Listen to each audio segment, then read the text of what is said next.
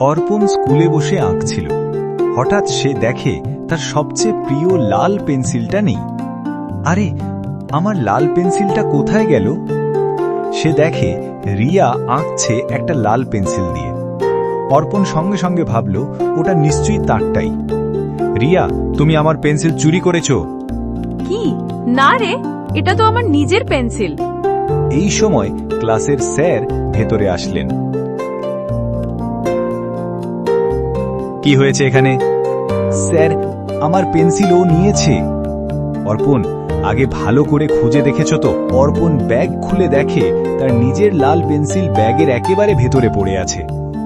ওহ, আমি ভুল করেছি, দুঃখিত রিয়া। কোনো সমস্যা নেই, তবে পরের বার কাউকে দোষ দেওয়ার আগে ভালো করে ভেবে নিও।